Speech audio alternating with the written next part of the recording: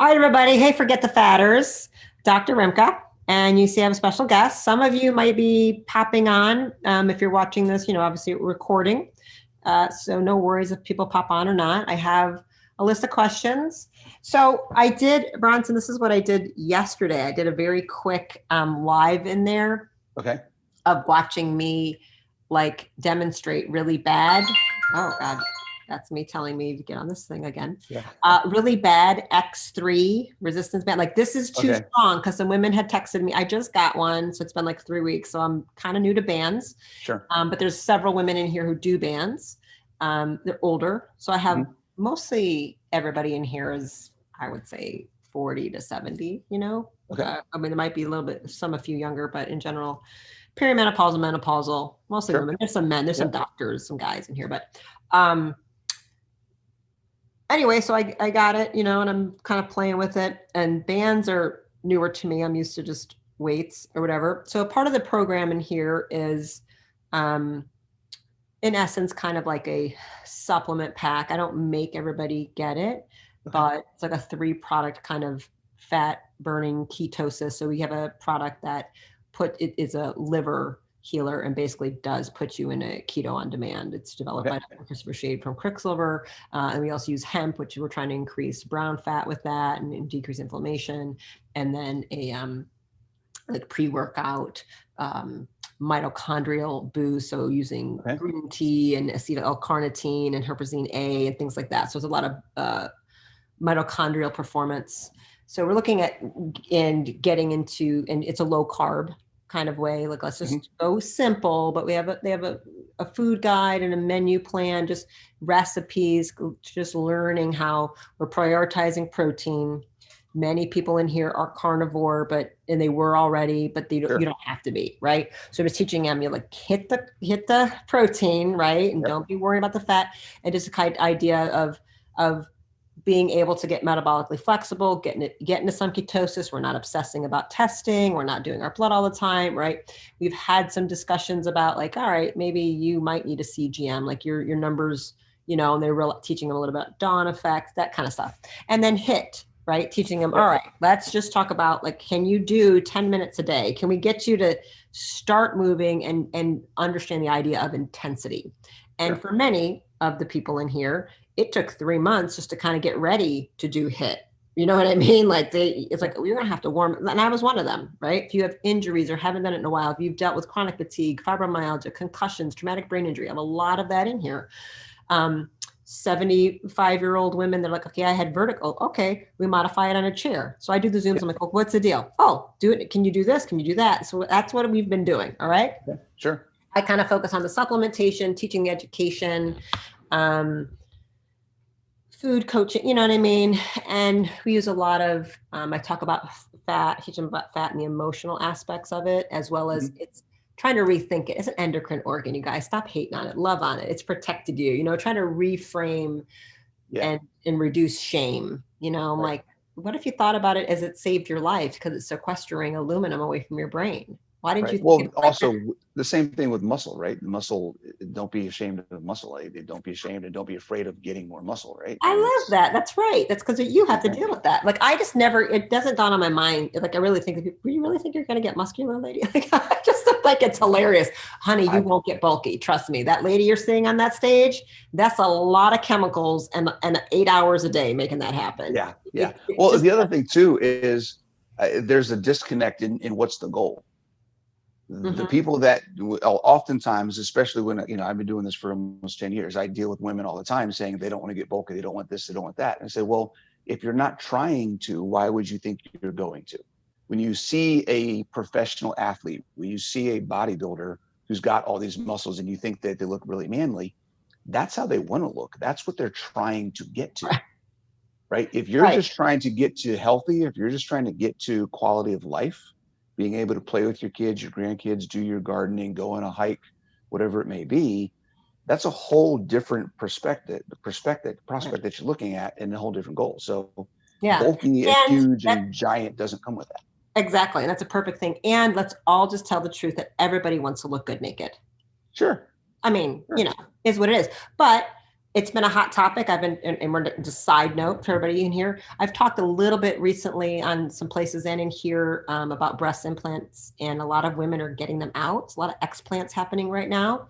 And it's come up in practice where I'm like, oh, this might be what's going on. You think? And so a lot of women around me and other people I know are making the decision to do that. This is not what this is about. I'm not telling anybody to do anything, but it's kind of makes me think of that. I love that goal where like some people are getting it to go back to getting reconstruction. They want to look like they did before their 5 children or before a mastectomy, right? Mm-hmm. And some people are getting it because they're porn stars and that's how they make their money. I mean, and you go like, no, I don't want to look. I mean, because you go, clearly that ain't natural. You know what I mean? Some women are like, I just want it to be so natural. I don't want anybody to know. Other women are like, oh, I want people to know. I mean, you know. Right. Like, right. So so that's what it made me think of, like, oh, right. The goal is a huge issue. It always goes back to the goal. Yeah. I think that. So talk about that a little bit, like with these women in here, right? Yeah. You know, they all want to lose weight. And I'm saying, focus on building muscle. So I'm trying to great. The key to that is build muscle, which is still not what they're used to hearing. They're used to hearing starve yourself and do a lot of cardio. Right. So go ahead and just talk about maybe that a little bit. There's so many things about that. So most of the time when people talk about they want to lose fat, it's not really fat that they want to lose. It's a feeling that they want to have from how they look. It's a feeling of confidence. It's a feeling of pride. It's a feeling of even and not always in a bad way. It can be negative. It can be positive, but it's that self-image of I want to be the person that I think I should be. I want to look like the person. That's what it was for me, right? When I was 38 years old, I was sitting on a beach. My daughter took a picture of me and I saw the picture later that day. And I was like, oh my God, I look like a beached whale. Like that is not that's not who I am. Yeah. I need to change something. So in order to match the image I had of myself, I needed to change my body. I needed to change my health. And what you're talking about, we're focusing on the protein is huge. Focusing on the weight training is huge. So when we talk about nutrition and fitness, protein is the foundation for nutrition and weight training is the foundation for fitness. So if you do anything else first, then that's better than nothing, but you're also starting at the top of the pyramid, not the bottom. And the road that you're going is going to be a little bit longer, a little more complicated, and a little more challenging because you didn't build a base first. So if you're not getting, I tell my clients and I tell people I talk to all the time, for the most of the people that I work with, if you're not getting enough protein, you shouldn't be worried about intermittent fasting. If you're not getting enough strength training, you shouldn't be worried about getting 3 hours of cardio a day, right? Because it's going to give you some temporary things, but the minute you stop, the minute you go back to whatever you're doing, it's going to all come back. You got to start over again. But if you build that foundation of getting enough protein and making protein a habit and a lifestyle, if you make weight training a habit and a lifestyle, those never go away. I love that. So let's talk about, because I can talk about nutrition and all these supplements and all these pathways with these people till I'm blue in the face. I am not, a trainer. Okay. And I want them to have, we have a magazine with a little bit of a booklet, with a little bit of a guide and just some basics and explaining, getting a heart rate monitor for them. We have some basics we go over.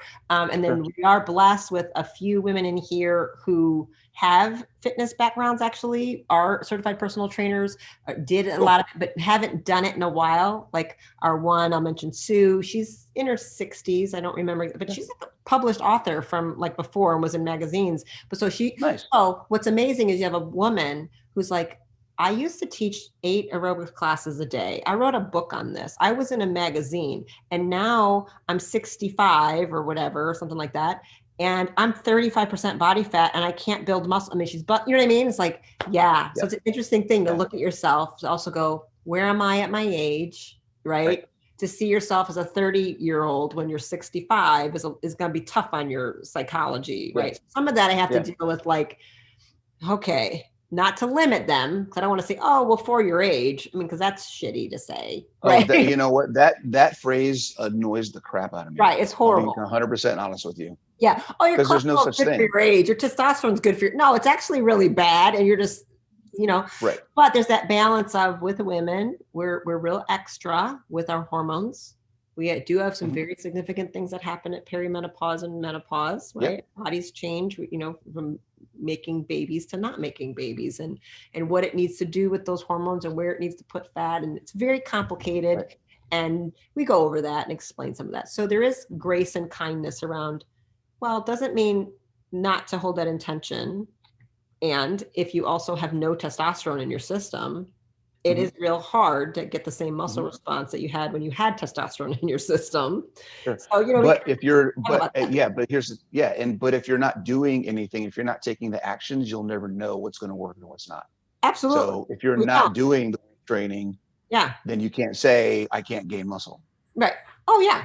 So let's talk about when you work with, let's say, so you see clients even virtually, right? Oh yeah. So I want them to know really what you can do to help them. Yep. I have some people in here that literally went and bought like weights for the first time and got their like changing, 5 and 10 and whatever that's called. Some are doing bands. We've had Sue on here and Tanya. They've rebounders are a big thing in this group. They love the rebounders. So they're doing their little things and showing their push-ups on the stairs. It's squats. And I showed them some I like kettlebells. So I'm like, here, let me show you what a kettlebell is. Let me show you a half get up. Let me show you, I have a vibration plate. I said, if you have one, great, use it. I've had it sitting there for years and I never get on it. Like you know what I mean? We all do it. Like, right. So, they're all doing different things and we're giving ideas. And a lot of women have never lifted weights. Sure. Have never used anything. And that's how my mom was. Them, like, it's really okay. And you actually have to do that to defy aging. Like this so is the most important thing. So let's talk about what you would do for so I'm 49 years old. I've been doing fitness. I got into fitness as a coach a little over almost 10 years ago. Somehow, I don't know how, because the last few years specifically, I've really been trying. I even went through a phase where I told people I don't work with women. I will only work with guys over 40. I want to work with the 40 and over crowd for guys. I developed a program that was just for guys over 40. I felt like that's where my niche was. That's what my thing was. Yeah. Even with all of that, 70% of my audience and 70% of the people I work with are women over 40. Yeah. I tried it too, and it just kept. Maybe guys are just too stubborn. I don't know what it is. Yeah. Why am I fighting it? So I work with a lot of women. Most of pretty much all of the subscribers to my online programs are women. And I'll just, so I have a lot of experience. So everything that you're saying, I've worked with people that have all sorts of different issues and have working through different things. As an example of something that getting into a fitness routine can do for you. My mom started working with me, personal training about 7 years ago, almost 7 years ago. She went from a personal training client. I owned a CrossFit gym at the time. She ended up joining my CrossFit gym. I sold that gym in September 2019, and she now works out at home and she does my online at home program. So I have an app that you can download and get a workout every day sent right to your phone. It's got videos and coaching. There's a community, and I got a Facebook group and all of this stuff. So she's gone from, she also has been carnivore now for almost 2 years. She just turned 67 this year. Wow. She started when she was about 60 with me. Previous to that, she had not done anything, like nothing. She may in the mid 80s done some Jane Fonda videos or something. Right. That was about it. Like that's all she had ever done. Right. Yeah. So at 60, she got started. She's 67 now. When she started with me, she was pre-osteoporotic. And she has hypothyroid currently. As of right now, she is 100% healthy in her bones. She is no longer pre-osteoporotic. She's normal in all normal ranges. And she just had a visit with the doctor to get her on the lowest doses of Synthroid that she's ever been on. Awesome. And she equates that really to carnivore one, but then being able to be consistent with training and building muscle mass and understanding that strength training is a big factor in keeping things working the way they're supposed to be working. I think So it's protein and resistance. It's people stop eating protein and they stop lifting heavy shit, and absolutely. they age, Yep. they break apart, they become brittle and frail, and then we accommodate, and then we get scared, and then the neurological system breaks down because now you can't walk and you can't see and you can't orient yourself. And it's Right. very, very dangerous. That's where it starts. Right. We're not created to be dependent beings. We're created to be independent and self-sufficient. And our body wants to take care of itself. It doesn't want to have all these other things it relies on, other people, other medications. It doesn't want that stuff. Yeah. So, when we put ourselves in a position where we can't do it by ourselves anymore, everything just goes to crap. Well, one, as a mother, I mean, it's super charming and endearing that you're training your mother. So I love it. I love that you're taking care of your mama. So, we're the same age basically, but I'm still like, oh, I love it. A beast sweet. So that's like your best marketing thing. We should interview. Oh, yeah. I want now, and two, I want to interview your mother. So that's sure. Absolutely. I'm like, oh my God, we need to bring your mom okay. on. Yeah. 3, you'll give me all that info. So what we're going to do, you guys, he's got an app, he's got information. We're going to drop all of that. I want you to contact Bronson. And if you resonate with that and you want some help with whatever that's on him and you to work that out. I don't know anything about it. I just want to bring you people and resources, and life has changed so dramatically with gyms closing or this and restrictions and lack of movement. And so a lot of trainers went virtual or were already working on it or this or that, and some had to get into the space new. So your experience, just real quick, you've owned a CrossFit gym. Run through that real quick, like stuff we posted. Yeah, so I've done a little bit of everything. So I'm let's see, I used to train mixed martial arts in the Army as an instructor. I'm a personal trainer, CrossFit coach. I'm a powerlifting coach, a weightlifting coach, and a strength and conditioning coach. Awesome. So I do a lot of stuff. I'm also a kettlebell coach. So I love kettlebells. I do kettlebell stuff. I love kettlebells too, actually. I discovered those a few years ago, and it was like the only thing that didn't aggravate my back. I've dealt with 3 blown discs and different numbing and 3 different times. And when I started again, I said, okay, every time it's a little bit like, oh, will this make it worse? Will this flare something up? And I had a simple little DVD program from this guy out of Canada, and I got 20 minutes 3 times a week. And in 10 weeks, I was like, what? It was very obvious, very, good. And so the flexibility of them with, just a good old kettlebell swing. And you can do so many things with them. Yeah. It's so easy. I really, really like very comfortable, safer feeling to me than trying to get somebody on dumbbells for the first time. Dumbbells or barbells or something. Not used to it. Yeah, I mean that's a thing. They can hold it, they can grip it. It's like I feel like I let my son. I feel like, okay, when the other, I'm like, don't touch those. But him, like, okay, this is how I hold it, and I feel like he's not gonna break his toe or something, right? Right. All right, I have a few questions from some people. Yeah, sure. Let me just say real quick too, for anybody, if you're looking for help, anybody watching this, if you're looking for help, the way that I work, my goal, and I talk to people about this all the time, is I'm focused on quality of life. That's my focus. So I'm not focused on losing fat. I'm not focused on how you look. I'm not focused on those things. Those things will happen, right? But I want you to improve your quality of life, because to me, my definition of fitness is the ability to express your freedom through physical activity. So if you can't do things, then it doesn't matter what country you live in. It doesn't matter how free you think you are. You're still limited and you're locked in place. So being able to do something. And that means if you're at a point where just getting off the couch is a challenge, then we're going to put a plan in place that gets you off the couch, right? It's all about where you're at and what your goal is. So going back to the goal and the why, that's the most important thing.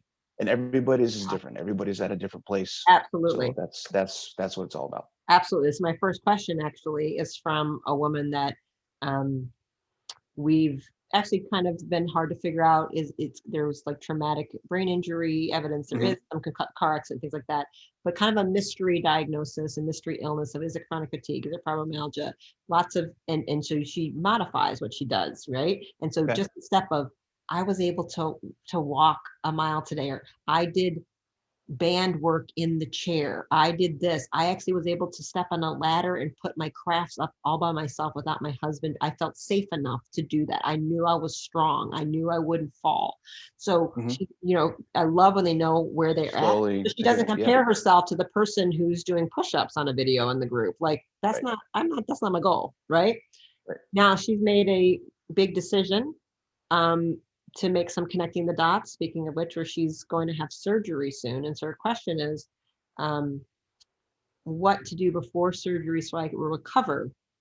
My recovery will be easier. And I know she's having breast implants removed, because that may be the source of what this mystery illness for a long time is. Anything that it might not be what you know how to say or do, but just an interesting question. Not knowing, is she carnivore? Is she low carb? Like, what is she? Carnivore? At least a year. I mean, number one, keep probably protein 10 years up. older than me. I'm not sure. I think she's yeah. I mean, number one, keep her protein up. Number two, sleep. It's amazing. It's amazing how, from an exercise perspective, I mean, depending on what you're getting done, like, you don't want to, if you just got your chest operated on, you probably don't want to be doing much. Right. I'm going to tell her, I'm going to add in. So I think you're right. I mean, it's not much, you know, really. Like, should she be working on the chest muscles at all? Should she just leave it alone? Until her, I mean, what's her doctor has, whatever doctor says his recommendations for how long she needs to rest and whatever. So whatever the standard rehab for that is. What he said about keeping up the protein, because you guys know that's where the repair, that's where the amino acids, I mean, the enzymes, the muscle, everything is coming from there. So keep eating all the protein. For you, you know, if you're supplementing with the MAP, you know, essential amino acids, keep doing that. Definitely keep up with the hemp oil. I would add molecular hydrogen. I would start doing that, preparing for the surgery for sure.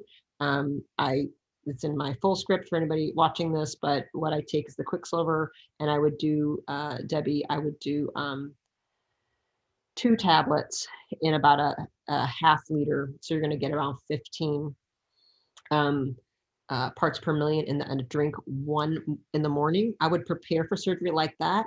Then when you're ready, you could take molecular hydrogen tablets, put them in water, and you put them on the surgical sites when it's done. Then when surgery is after, you could take baths in molecular hydrogen baths. So you'd use those. If you're using the small ones, I'd put about 10 to 15 in the tub and soak, and then put another for 15 minutes, put another 10 to 15. You'll go through a little bit, but molecular hydrogen is a selective antioxidant and is extraordinary for healing. So that would be what I would definitely, lots of CBD, keep up the protein. I would add to your regimen, because I know what you're kind of taking, in molecular hydrogen, and you can ask me about that a little more. Pretty much anything to reduce inflammation and improve healing, right? It's a selective antioxidant, so it won't cause reduction. It's brilliant. So I would add that to the mix. Let me see. This is an interesting one. How to best prevent mitochondrial burnout, adrenal fatigue. So we do a lot of mitochondrial stuff. There's mitochondrial supplementation, and we talk about that. Mitochondrial burnout and adrenal fatigue are not the same thing, Pam.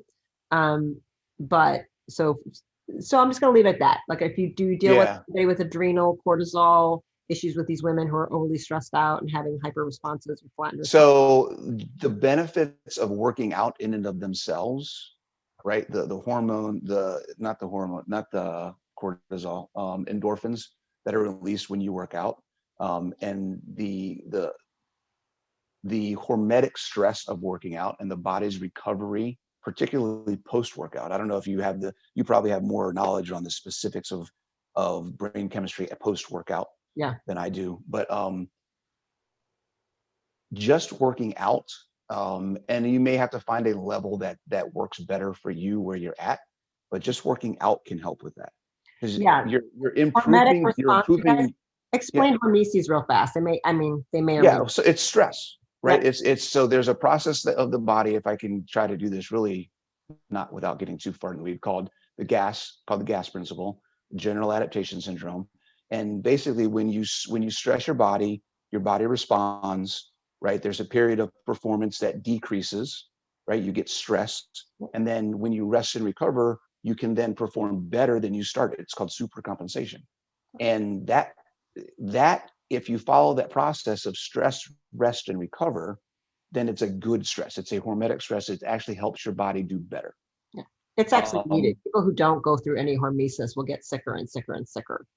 Right? People who don't ever have cold stress, don't ever have heat stress and don't ever have exercise stress or oxygen stress, they start flatlining, right? And that's why all these weird therapies of saunas and cold plunges and ice packing and all this crazy stuff, because that's how we would be living in nature. You would have normally had these things happening, making you better every single time. You just have this nice adaptation. You wouldn't have had to think about it. Yeah.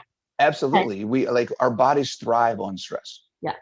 And it's what's really interesting. The research has shown your perception, just the perception of, oh, stress is good for me. Oh, I like stress benefits my body, or stress is bad and stress is going to kill me. That right there sets up the whole foundation of what's going to happen. It's stunning. Right. Longevity and mindset.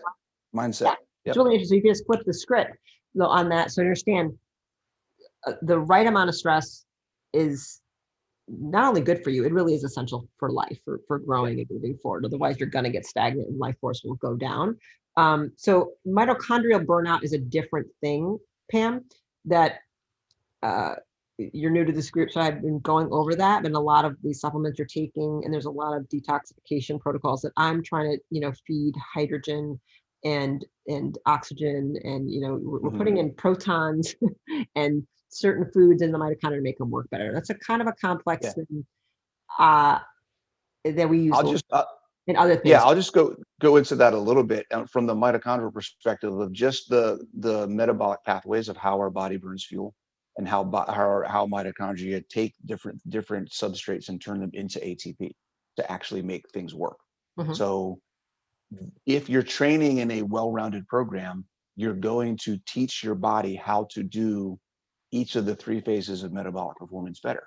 You're going to teach it how to burn glycogen better. You're going to teach it how to burn fat better. You're going to teach it how to burn oxygen better, phosphogene. So it's like you said, if we don't expose ourselves to variations of stresses, we won't be prepared for those stresses. Right. So again, it's if you want to be ready for stuff, then you got to train yourself and put yourself in those situations so you're ready for them.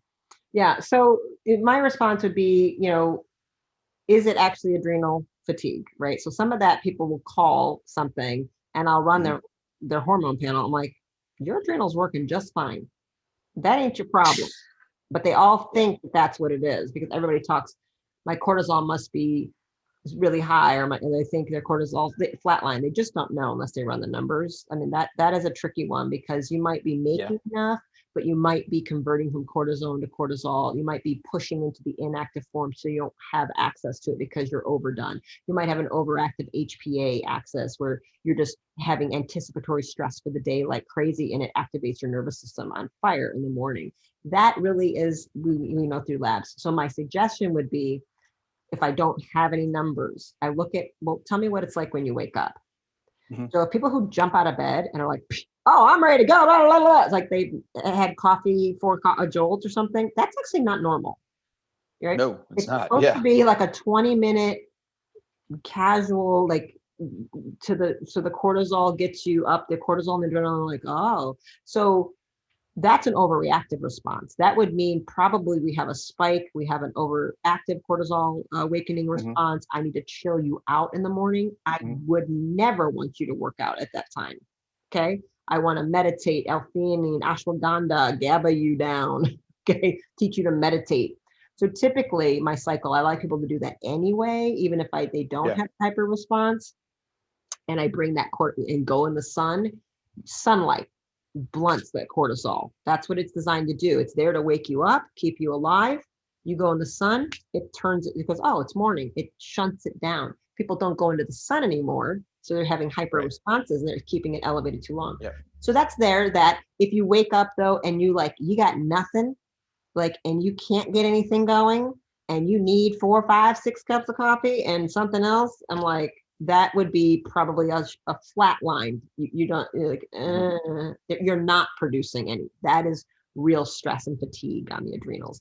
That only happens after you've been over responding for forever. so you treat them totally differently. You use cortisol supplements at different times of the day. Should you take it before you go to bed, or should you take it first thing in the morning? What do we need to do? So when it's super high, that's when you're most inflammatory. I don't want you working out if you're already exhausted and inflamed. So I usually like it later in the afternoon. I usually like people to work out at 2 or so, 12, 2, because I know I've got a smooth cortisol line at that point. That's kind of one of the ways I do it. So that waking up at 5 a.m. crap and not sleeping to work out for women dealing with this, worst idea ever. Yeah. Horrific. Good to know. Yeah, that's awesome. That's how I approach that. Is it more in the physiology of the workout nutrition? So I think with adrenal, it's stress management and it's light management, it's sleep management. I was going to say sleep. Yep. I would need to see numbers, right? Because I like a lab on that to see really everything that's going on. What about supplements and the timing of before and after workouts, or in general? I definitely know some tricks on this, but I want to see what you know. Yeah, but for a normal average person, for, right? Yeah, depending on what it's for. But honestly, for a normal average person, unless they're working with somebody like you who's got some very specific things that you know are going to do certain things at certain times, it really doesn't matter. If you're talking about just general supplements, your vitamin D, your fish oil, your magnesium, whatever it is you may be taking on a day-to-day basis, if you get it in, you get it in. Yeah. When I'm dealing with sick people, I have a thing I like them to do. Yeah, and if you have some very specific things that are designed to do certain things because of the health condition or the prescription that you have them it's just muscle health. It's that may be different. I mean, this could affect you. It's not needed per se, but the research is pretty strong on master amino protocol, essential amino acids, the 8 essential amino acids that you can take raw, and they're fermented from plants, and it's only 4 to 5 calories. It keeps you in a fasted state. Does decrease autophagy a little bit, but you have no insulin response, no blood sugar response. So you're still fasted, but ingesting those is equivalent to 30 to 50 grams of protein, 50 grams of whey, or 30 grams of steak or something like that. So you're getting that leucine hit. They get absorbed. 99% of all those amino acids are in your bloodstream within 23 minutes. You do that. Plus, I like creatine. You do like a 3 gram, 4 gram. Yeah, creatine for sure. With those two before, if you want to add molecular hydrogen right to that mix, now you've got, and then the research on that is showing, it seems like just 5 minutes before you work out, take molecular hydrogen or whatever. So I do a little bit earlier. That sets the muscles up to have the amino acids, the enzymes, the protein right for the repair use during exercise while you're ripping yourself apart, have the selective antioxidant, have it ready to catch and lower lactic acid levels to decrease, and the creatine, right? You're decreasing the lactic acid so you don't have as much pain, and you're getting a little bit more ATP production from both of those things. So you get a few more reps.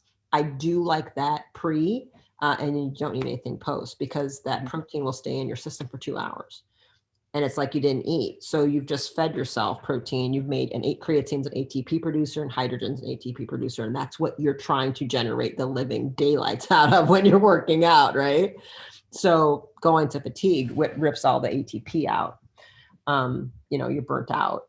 So I do like those that even for like, especially fibromyalgia, Lyme, right. Chronic fatigue. Absolutely. People who are already struggling to have unhealthy muscle quality. Yeah. They need some help. I need it. It makes a big difference on my body. So, and the older we get, women in general, if they're trying to lose weight in this weight loss group, to hit that protein goal is a little bit hard and keep them in caloric deficit, It's always a challenge. So we use, especially if they're not carnivore. Yeah. And even though a lot of them, they just don't wake up. Because we're carnivore and we're so ketotic, you're just not hungry.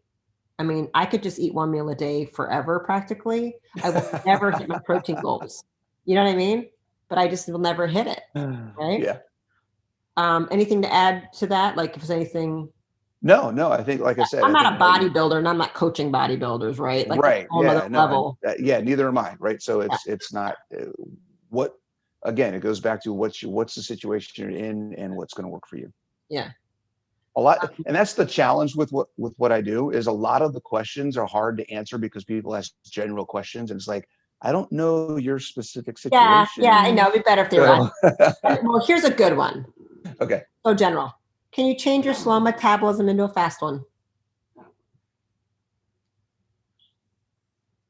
The easy answer is yes. The correct answer is, I don't look at metabolism as fast or slow. I look at metabolism as efficient or not efficient.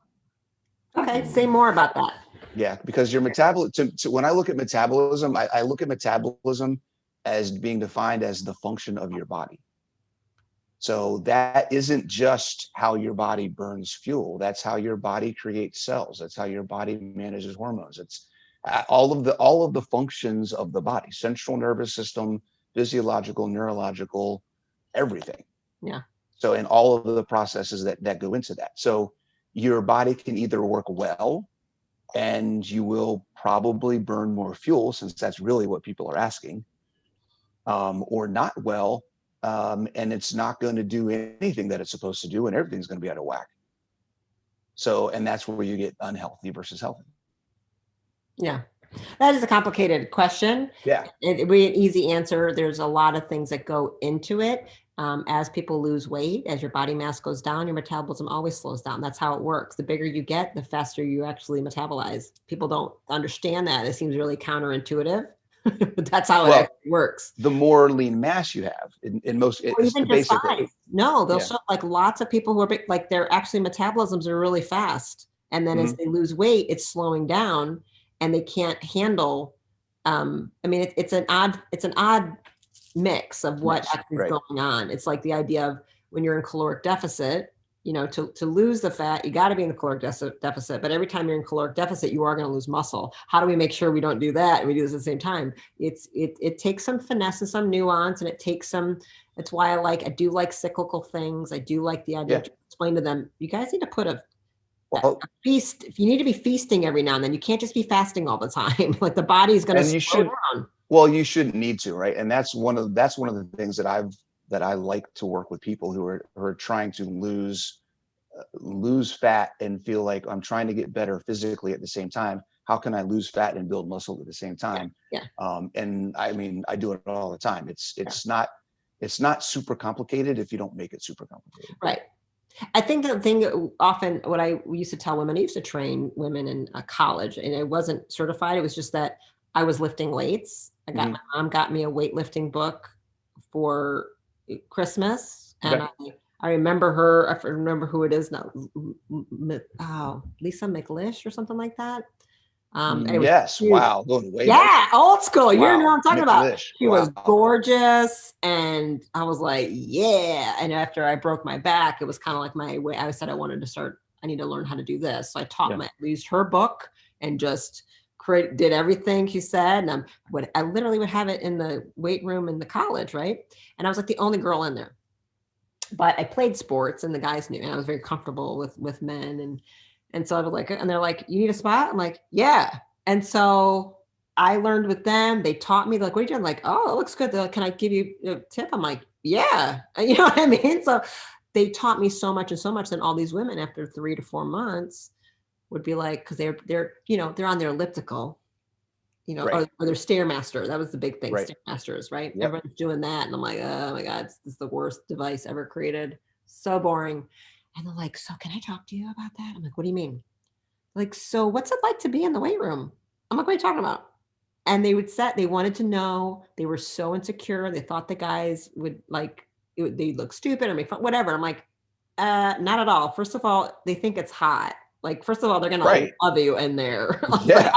Like, let me explain something to you. They love it. And they go, it's not sexual. It's not like that. They don't give a shit. They're in there to get the job done. They're trying to, they're football players, they're trying to, you know what I mean?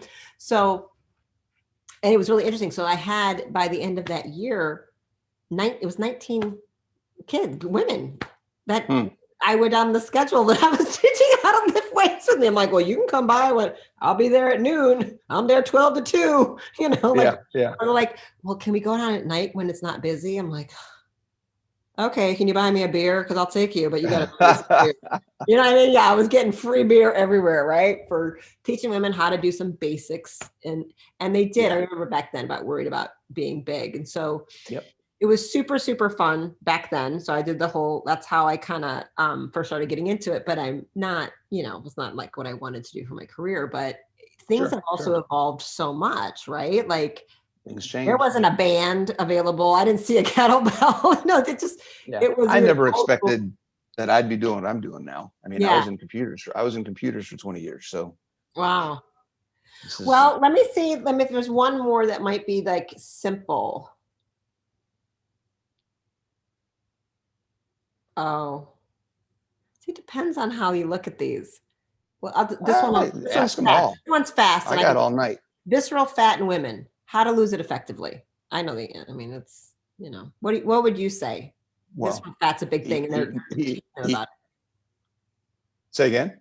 Because it's a big thing. Yeah. Yeah. I mean, start with the basics, eat more protein, lift weights, move your body, move it often. That's really it. I mean, it really is. And I bring in a little bit of fasting. I gently bring them into when it's appropriate to start fasting, because it is going to help hit that. In particular, several, non-alcoholic fatty liver disease is becoming epidemic. And the fastest way to bang that out is fasting. Now, many people, they aren't ready to do 24 hours, much less 72. So we work on, can you keep it to 12 hours in a day? See how that and that's where and that's what I was talking about, where slowly see where they are. If you're eating 6 times a day, can we reduce it to 4? Then can we reduce it to 3? Yeah. And that's what I was talking about. For most people, I don't recommend intermittent fasting, but it does have a role. Yeah. There are definitely, it's a tool in the toolbox. It's a tool in the toolbox. Eating. Right? It's, what the average number of meals was in 1950 in America? 1.5. Really? See, I didn't know that. Eat 8 million times a day. Snacking is a very new thing. Crazy. People were very thin. Oh yeah. Airplane seats were narrower. Stadium seats doorways were narrower. Everything was narrower back then. Okay, that's not the only reason, but we eat too much, too often. So I start with people. It's not. I don't restrict how much they eat. It's like how long, how frequent. I'm like, eating the same amount of food in 3 meals versus 6 meals. Well, I actually had this question. I actually had this question in my group recently. Somebody asked, like, what about calorie restriction? And I said, if you focus on nutrient density, then you don't have to worry about calorie restriction. You don't have to track it. It'll happen naturally. You don't have to track it at all. It'll happen naturally. It'll happen. Get the nutrients, right? Because nutrients, calories is usually how it goes, or calories, nutrients is how it goes, right? If it's something high calories, there's probably not much value in it. Typically, you're going to have these rare hormonal, severely leptin resistant people that we need to do some extra stuff with. And they kind of know that. And it's like, you need an appointment, mama, or body dysmorphia. That's another issue I have to deal with, or an eating disorder. Right? So if we know we've had addiction, eating disordered kinds of ways of living life, it will take longer for the physiological and psychological impacts of overeating or over restricting for us to mellow that out, right? So in general, though, once you hit enough protein, the body knows when to stop. And that even that's, I think, the overwhelming power that Carnivore has had with women with eating disorders is because of that. It finally regulates that system where they cannot handle moderation. There's an addiction, just like alcohol or crystal meth or crack. We don't do that moderation. We don't keep crack in the house. We don't keep carbs in the house, and then they get that peace finally that they've been trying to battle, that moderation just never could suffice. So that can definitely be a tool that's leveraged. But in general, for the general population, you get enough protein, you're not grazing on all this other stuff and all these excess calories that have no nutrition whatsoever. Absolutely. Because sometimes people look at that and they think it's funny how they look at like a big steak when you eat it versus like a big plate of pasta or something. I'm like, you do know the calories and nutrients here is completely different. Completely Like, different. why you Absolutely. think this is the fattening thing when that's the fattening thing? It blows my mind. Right. It's always been like, wow, you know? Yeah. So, okay, let's look at another one. What was a good one? Does the heart rate need to be at a certain level to actively burn fat? Truth or myth? There's so many layers to this question. Oh my gosh. How I much know. time do we have? It's like, it's so wrong on so many levels. I love it. Okay. So what is it? I think it's 150, 130 to 150 is the heart burning zone or something like that. I forget exactly what it is, what that number is. It's in the the fat burning zone, right? Yeah. So I actually, and if anybody's interested, so I actually have a blog that I wrote about this on my website called Beware the Zone. Yeah. Right. Because it kind of breaks us down a little bit. Or fitness. Yeah, because there's a lot of people making a lot of money on building programs around get in the zone, right? Yeah. So that's great to get in that zone. The issue is, in order to get into that zone and maintain that zone for a period of time, you have to spend an hour, 45 minutes doing something that's not really benefiting you in the big picture. Right. Right. An elliptical for 45 minutes being in the zone, the only thing you did was get in the zone. You actually taught your body how to be more efficient and not burn as much fat. Yep. Over time. Yep. Than people if you were building. Understand. That's right. And then, yeah. And instead of spending that 45 minutes, maybe spend 20 minutes on the elliptical and spend 20 minutes, 25 minutes building muscle and moving some weight, where you're going to actually burn more fuel, because when you're doing cardio, the only thing that's really asking for energy is your heart and your lungs. That's about it. Right? Yes, you're moving your body, but it's not at such a minimal level of exertion that it's not really asking for a lot of fuel. When you're lifting weights, everything's asking for fuel. All of your muscles are asking for fuel. And at the same time, you're building muscle. So when you're not working out, you now have a higher lean mass, so your BMR goes up. Right? So the benefits of building muscle versus trying to stay in the zone all the time far, far, far outweigh. Yeah. I'm not a fan of any of that heart rate monitor, hitting that. Again, unless you're training for some type of competitive thing where you're on a bike for 4 hours or you're running for 18 hours in ultramarathon. Those people, that matters, okay? Because they're doing a different type of training. In fact, I mean, I highly discourage it most of the time. Like, if you really like sitting on that peloton or whatever and looking at some screen, I don't know how exactly that is fun, but if that's what you really enjoy doing, do it once or twice a week because it's fun, right? Like, it's enjoyable. But if you want results to lose fat, right? If it's like fat burning, if that's what you're trying to actively do, you actually want to do very short burst, hard burn through all the glucose, all the glycogen stores. That actually for the next 24 hours burns more fat. Whatever you do training, you do the opposite of more for the next 24 hours, that up to even 48 hours. That's clinical fact. And it's a physiological, like, kind of oxymoron. When they discovered that in exercise physiology, it was kind of like, what? Like, so it seems really counterintuitive. If you spend 45 minutes to an hour in a fat burning zone, what happens after you're done with that? Now for the next 24 to 48 hours, you increase burning sugar and shut off fat burning. That's what you just did to yourself. If you spend 10 minutes doing intense, interval 20, 30 second sprints, lifting hard, heavy weights, y'all, you can't do that real long. I'm just going to tell you, like, you can't go 45 minutes doing that. It's explode, breathe. You're ripping through sugar. Then the opposite increases for the next 24 to 48 hours. So now the off rest fat oxidation increases like crazy. It's very opposite. That research was groundbreaking and explained why some things worked and something. It was very, like, because it seems counterintuitive. Like, holy crap, the body doesn't. That's why CrossFit's become so huge, right? Because it took that concept of HIIT and actually put a methodology around it. What a fun. Said, look, this is how you do it. Right. You've got a bunch of variety, which is necessary. Variety is huge. You got community, you got a bunch of other things go in there. So I've only done CrossFit a couple times. I hate it. let me tell you. Now I was injured. It was hard. I was like, oh, and my friend is a CrossFit trainer and I did it with her, Dr. Delson. Cool. She's a competitor. She actually is like 8th in the nation, I think. Awesome. All right. She might be 6th. You need to hook us up because I want to get her on my show. Oh yeah. She's in Charleston. She's a chiropractor. She's amazing. Okay. So she like, I can't wait. And we played soccer together. We played collegiate soccer. And so she just thought I'd be into it. And then once I'm like, I ain't into it real much. However, what I really appreciated about it, I'm like, that whole thing took me like 5 minutes. Right. You know what I mean? When you looked at like shit, and then you're like, you know, like, holy crap, I did it a couple days in a row, and then I couldn't walk for about 5 days. I was like, oh, I had to drive back from Charleston to Atlanta. I mean, I had to pull over. My sister said, Kim, I don't think I can do it. I had a stick shift, you know, so you got to do everything. I'm like, I can't move my legs. My hamstrings. I'm like, you know, it was really hard just to get home because nobody else could drive my car.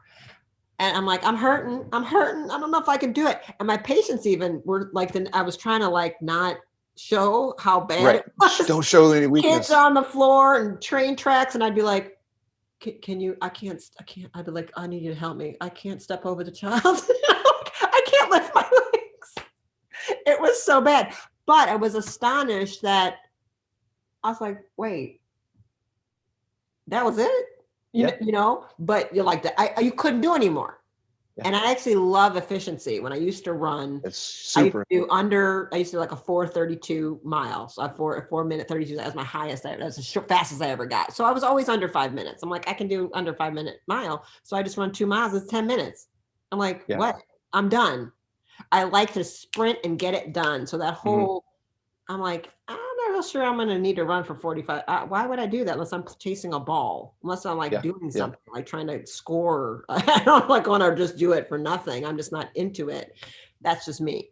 So that is the beauty of like CrossFit and these, and they blend HIIT training like crazy with functional movement, functional fitness, so you can get your groceries into your house. The things it's all about. You can move, you can go bike riding with your kids. And again, everybody's a little bit different. Like, you know, if you're like, you know, right now I want to be there, and I think maybe in a year I want to compete in a CrossFit Games, or I want to do a Spartan race, and it might be like, okay, like if you can't get off the couch, you can compete in a Spartan race. Absolutely. Be assured of that, right? But you know, it's getting ready. So I'm a much bigger fan of that question of sprint burst training. You know, that whole high intensity interval training is where it's at. So if you want to do like once a week, I think for people it's interesting. But I would go from I mean, I haven't done cardio as it's called in 10, 15 years. I mean, not 20 years. I don't know. And when I would just do sprint training, I can do my, 3 days a week, Tabata or just burst strength, whatever, 2-3 days a week. Do that for a few weeks. I'm like, you want to run a 10K? I'm like, sure, no problem. I mean, it'd be like nothing. Absolutely. It's crazy. It's crazy hours. Yeah. I work with people that run all the time, and they're used to running 10, 15 miles every couple of days. And I'm like, okay, let's just cut that out and come do my program for a few weeks. And then they'll go run 10 miles after like a month, and they'll set a PR. And they'll be like, but I didn't run for a month. How did I run faster than before? And I'm like, well, because you worked on some metabolic efficiencies, you worked on some movement, you worked on some gaining some muscle, you're stronger. Like, it's kind of crazy. I've had huge, just by mitochondrial hacks, I'm kind of the master of how do you exercise without exercising? I can sit naked in a sauna. I can use some magnets. I can take some hydrogen. Trust me. I'm like, how can I keep hacking this without actually injuring a disc? Right? If you get injured, if you break your back, you dislocate a shoulder, you dislocate a hip. Whatever. I wish I lived near you, because you would be training with me and we would have you rocking it. Oh yeah, I wish too. I'm kind of getting to that point again. I think that was the end of. Let me see. Let me go. Last question, because well, we got 2 questions. They're big ones though, and then we'll end it. I think I'm gonna let somebody. Well, should I let her in? Sure, why not? Yeah, I think this is my sister. Hey, sis. Yeah, let's see if she comes on. Kim.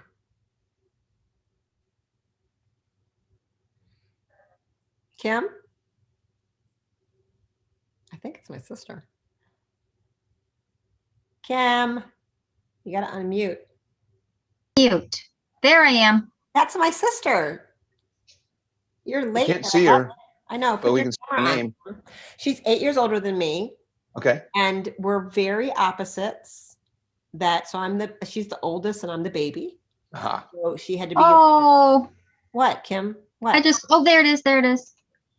Responsible. And so she was the master of like the second parent of cooking and cleaning and keeping us all together. She likes to sew. She quilts, but doesn't like to sweat or work out or get dirty like me. So I was the kid getting dirty and sweating and playing all the sports, and she'd be cooking the dinner.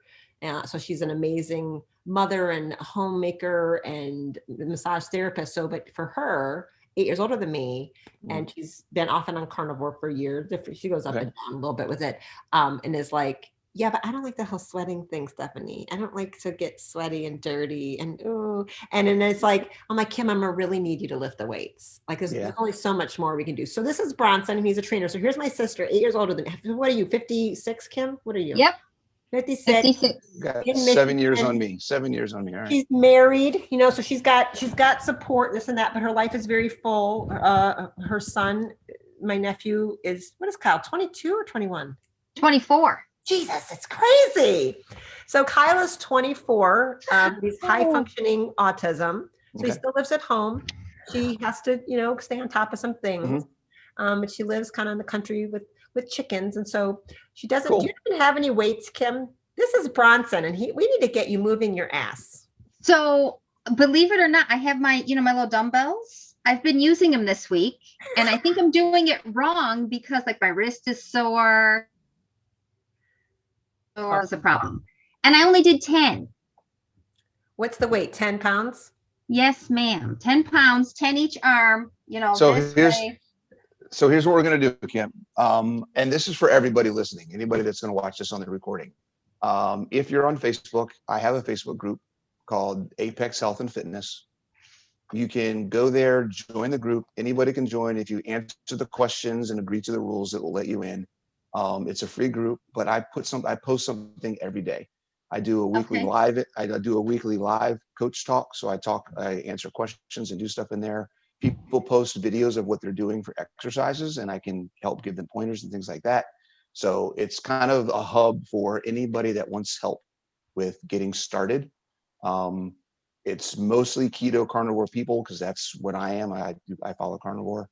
But it's people like you who are not sure what to do, don't like to do it, but know they need to, so they're getting started and asking lots of questions.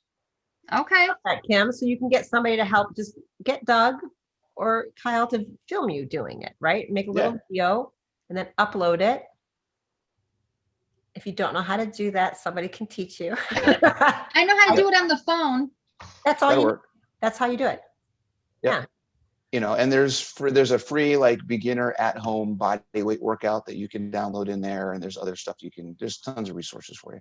Yeah. I think a lot of times people forget, like my sister, body weights. When I say, you can just squat, like squat up against the wall, you can do wall push-ups. Like I get, you can't do a floor push-up yet, even modified, do it against the wall. Absolutely. Do it. There's ways to just use your body. I mean, doing a triceps dip, I don't need to, that's a lot. My body's a lot of weight on my triceps. For most women, that's all we need. Push-ups, dips, you don't even need to get so there's a lot you can do with the body, just standing and squatting. Wall sits. Absolutely. That was like a staple. That you don't even have to move in basketball. Get up against the wall and just until you're about to break. Do that 3 times. That's a major quad, hamstring, butt exercise with no impact. Right. You know what I'm talking about, Kim? Do you know what a wall sit is? You put your back against the wall and you squat down like you're in a chair, but there's no chair. Correct. Yep. Okay. And then you have a coach that's screaming at you the whole time that your hands get great. I've never lived that life. No, thank you. I know. See, and so that's what I met with a lot of women who've never played on sports teams. Sure. They don't have kind of a background that I have, that I just know what those things are. And I'm like, oh, right. You never did that. Okay. Well, Yeah, there's a level of grit that I have to work with a lot of people to develop. Yep. The understanding that it's supposed to be uncomfortable and that's okay. And here's the thing, the beauty of people like Kim don't think of herself like that. Mm-hmm. But these women who've given birth the way that she's given birth and done some shit, she's a badass. Right. Absolutely. You know what I mean? She's often 100%. remember, I'm like, do you remember doing that bullshit with Lindsay? Girl, you got this. That little bit of quad shaking is nothing. Right. Right? Absolutely.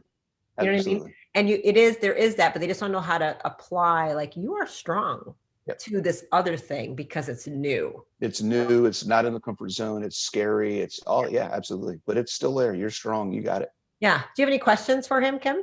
Now we have a Facebook group for you. You can post some stuff. I don't. This is super funny. I was just watching a movie with Kyle and I picked up my phone. I said, oh crap, I was supposed to do this thing at 7:30. So here I am. Oh, it's all good. You are perfect. You're perfect. We're going to end it. I'll end it with this last question, which is big, but how to maximize a workout for a 44-year-old perimenopausal woman? How to maximize a workout. Well, I'm not going to say a specific workout. I'm just going to say, we're just going to touch on some generalities of what program should look like. Okay. So for anybody, variation is key, right? So there needs to be a combination of some cardio. There needs to be some combination of some moving weights, moving weights slow, moving weights fast. There are, without going too much into the rabbit hole, there are 7 functional movements, right? Squatting, lunging, bending, pushing, pulling, twisting, and carrying, right?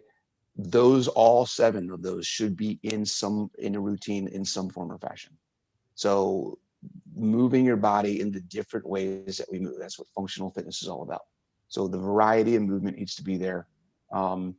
And some understanding of recovery needs to be included in your program.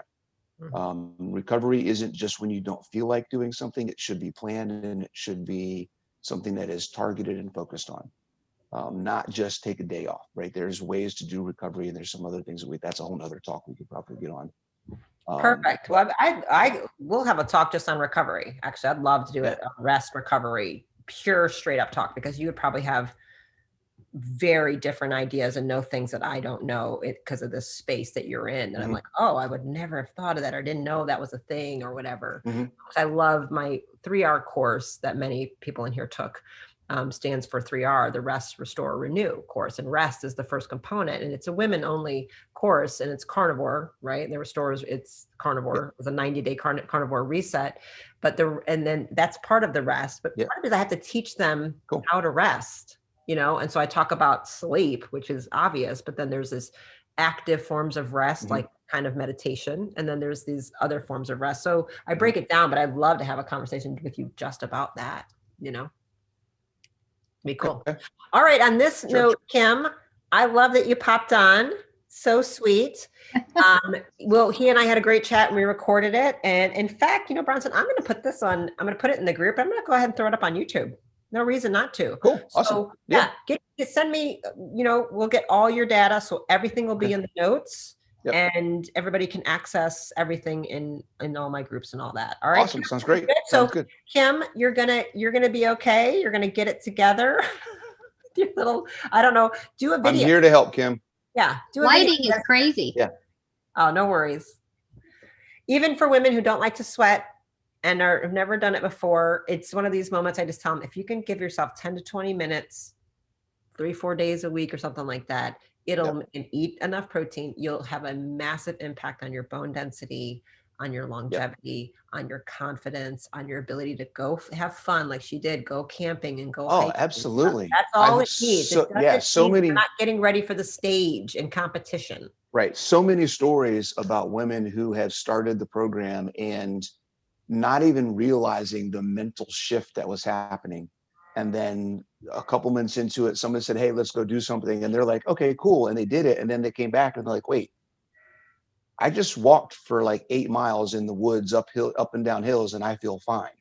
Like I didn't even think about doing it beforehand because like it was just a okay thing. Whereas a month ago, 2 months ago, somebody would have asked me, I'd have been like, there's no way I could do that. Right. You know, It definitely gives freedom. Yeah. Yeah. And I love that, those 7 movements that people need to understand. In the majority of things that I'll hear, that people be like, I don't know what just happened. I was loading my dishwasher, my back went out, right? Because you haven't done a twisting motion in forever. Yep. And now we have a problem. So it's very, very common, these common things you're doing around your house where people get injured, right? Picking up their kid, putting their dishes away, taking their garbage out. We can prevent all that from happening with these functional movements where you're strong and stable. So I love it. All right, guys. Yes, absolutely. Awesome. Well, thank you, Bronson. And thank you, Kim.